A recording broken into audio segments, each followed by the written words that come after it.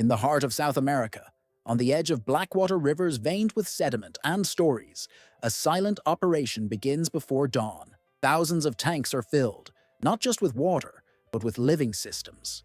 Oxyrhynchus fish, native to these dense waters, are prepared for journeys that will span continents. But the mission here isn't to move fish from point A to point B.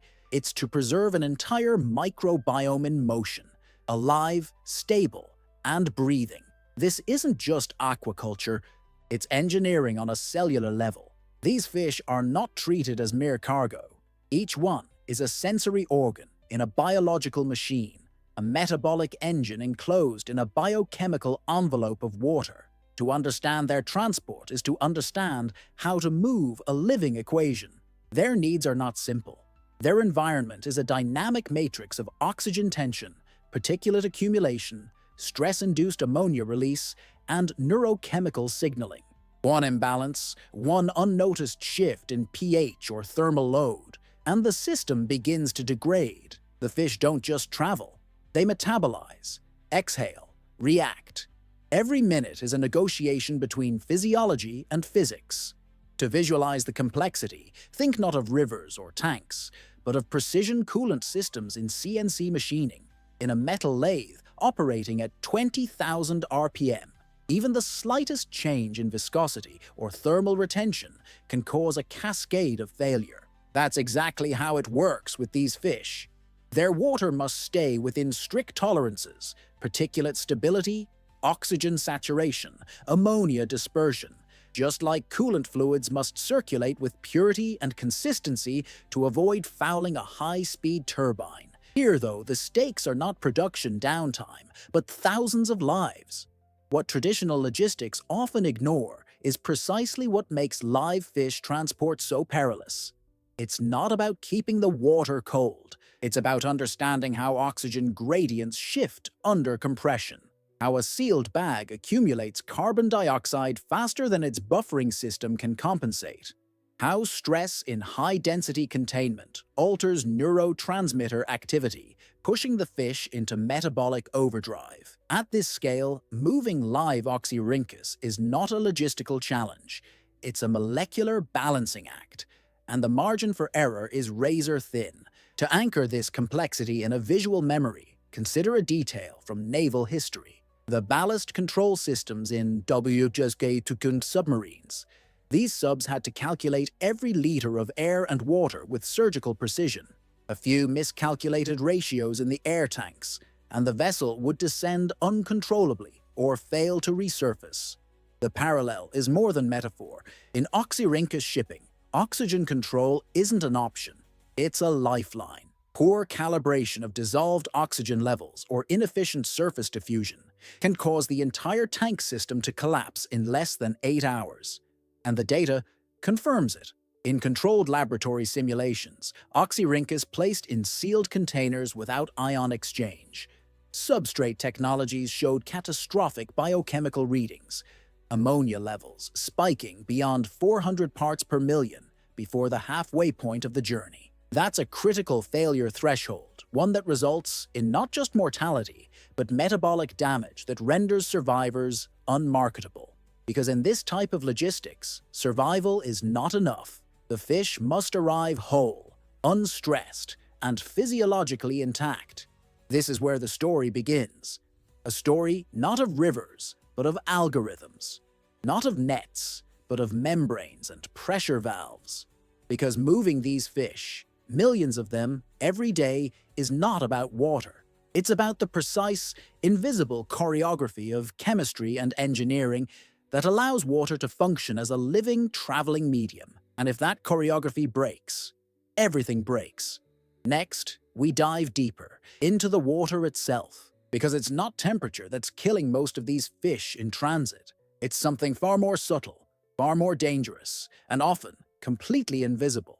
Inside a sealed transport tank, water is not static. It is reactive. With every breath the Oxyrhynchus takes, the water changes. Minute by minute, oxygen is consumed, carbon dioxide builds, and excreted ammonia dissolves and circulates. To the eye, the tank may look clean, even ideal: clear water, regulated temperature, mechanical aeration humming quietly. But the chemistry beneath the surface tells a different story. This is not a passive environment. It is an accelerating system of imbalance. And the most lethal element in it isn't heat.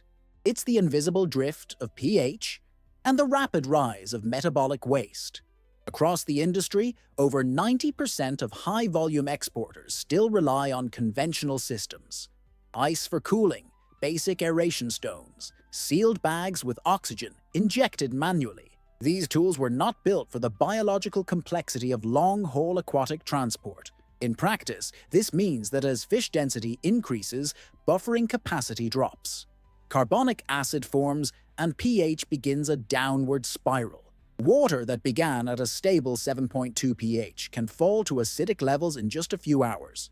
This chemical shift accelerates the toxicity of ammonia, converting NH3 into its unionized form, a compound lethal to fish even at concentrations as low as 0.05 megMestrel.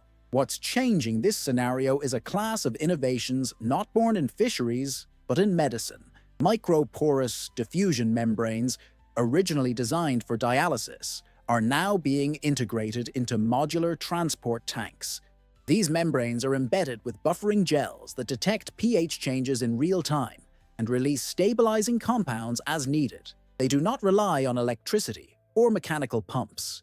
Instead, they mimic osmoregulation, modulating ionic composition at the molecular level, diffusing CO2 out while retaining a stable water chemistry inside. It's a passive system with active intelligence, like installing a biochemical firewall inside every tank, and the results are counterintuitive. In field trials conducted across tropical shipping routes in Malaysia, researchers compared two systems, one with continuous water renewal using traditional flow-through methods, and another using static tanks equipped with dynamic pH buffering membranes. The second system, despite having no water exchange during transport, produced 32% higher survival rates, not because the water was fresher, but because its chemistry remained biologically aligned with the fish's needs. Ionic balance, not circulation volume, became the defining variable for survival. One exporter in Colombia took this a step further. Facing chronic mortality in shipments exceeding 500 kilometers, they retrofitted their tanks using fermentation vessels from the pharmaceutical sector.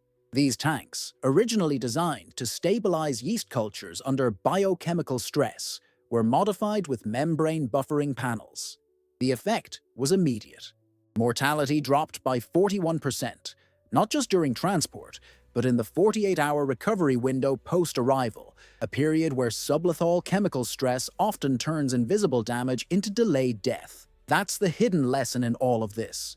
Water can be clean and clear, it can be oxygenated, it can be cold, and yet still be deadly. Because in live cargo transport, the real danger isn't what you see, it's what you fail to measure. When the water loses its ionic intelligence, it stops being a habitat and becomes a trap. In systems designed for visibility, we need to start designing for chemistry. Because keeping fish alive isn't about keeping them wet.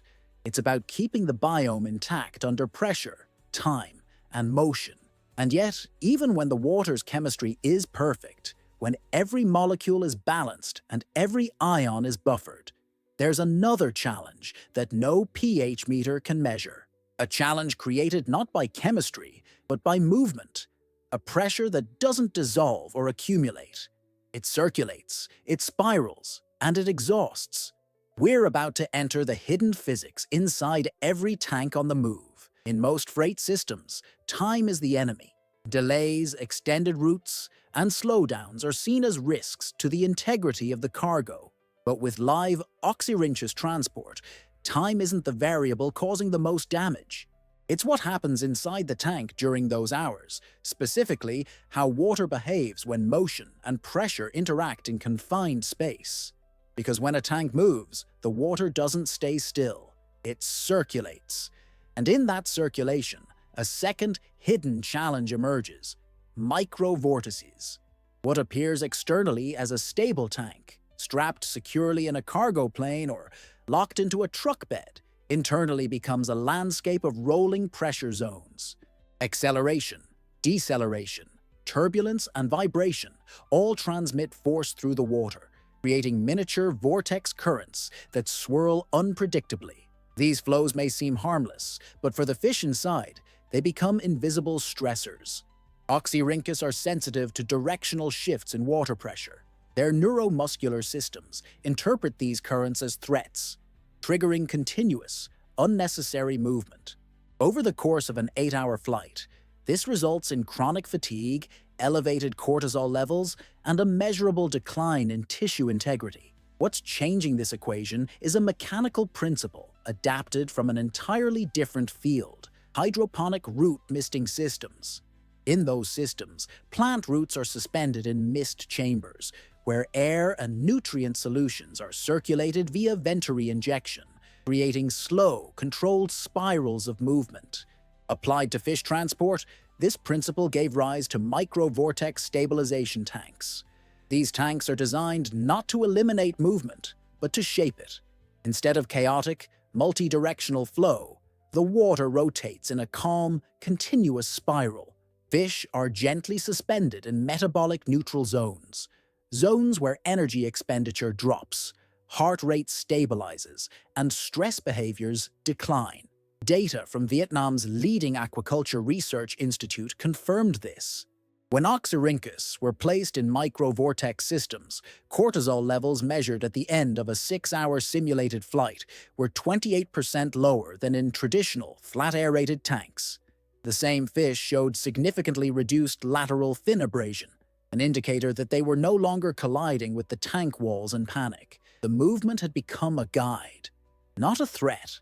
Pressure was now working with the fish, not against them. In the Brazilian state of Pará, a logistics operator specializing in regional fish exports began retrofitting its truck fleet with diagonal flow diffusers, devices that redirect incoming water to match the rotation of the tank, rather than opposing it. The results mirrored the research. On routes of over 600 kilometers, handling-related trauma dropped by nearly half. But more than that, arrival behavior changed. Fish no longer showed erratic swimming or surface gasping upon unloading. They exited the tanks as if they had never left the river, alert, balanced, intact. Because that's the hidden truth in these operations. The fish are not just surviving the trip, they are experiencing every second of it. When movement becomes a stressor, the tank turns into a biomechanical treadmill. They swim against invisible currents. They fight subtle walls of pressure, and they burn through their reserves long before arrival. As one researcher described it, if your fish are fighting the tank walls for 12 hours, they're not traveling, they're metabolizing to death. To engineer a better route, the solution isn't always shorter time, it's better flow. Because when water becomes architecture, curved, continuous, calm, the tank becomes more than a container. It becomes a mobile ecosystem designed for biological rest. And from there, a new possibility emerges: that the fish themselves are not just passengers, they are instruments, data points, signals inside a living circulating chamber. And to unlock that potential, we must stop monitoring just the water and start listening to the fish. The Oxyrhynchus isn't just cargo, it's the diagnostic tool. In modern fish logistics, the frontier is no longer only water chemistry or container mechanics.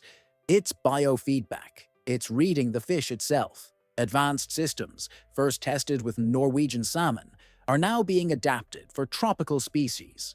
These use microsensors to monitor subtle muscular activity, tiny dorsal contractions, shifts in swimming effort, reflex delays.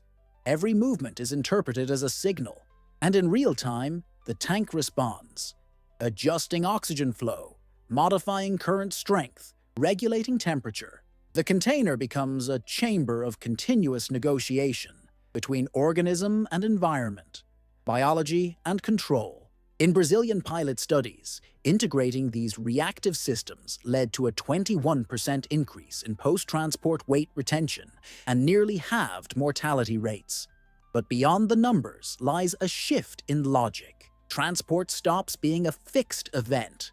It becomes a responsive process. The fish, once a passive traveler, now actively informs the system that carries it. This reframes the role of technology. No longer an external force imposing conditions, it becomes an extension of the fish's needs. Each fin stroke becomes a data point, each pause or surge, a correction. And in that feedback loop lies a new kind of precision, one guided not just by sensors and engineering, but by the behavior of the animal itself. Because in these journeys, survival isn't maintained through control alone. It's achieved through listening, quietly, continuously, and with respect for the intelligence that swims beneath the surface. Every day, millions of Oxyrhynchus cross borders inside engineered tanks where chemistry, physics, and biology must operate in harmony. It's a choreography the world rarely sees, where ammonia curves matter more than distance, and where a gentle vortex can mean the difference between survival and collapse. Behind each shipment, there's more than logistics. There's an invisible architecture of sensors, diffusers, membranes, and flow algorithms, designed not just to move water, but to carry life with precision. A transport system where every reaction is anticipated, and every silence, every fin movement becomes information. This is the engineering that feeds the world, quiet, continuous, and alive.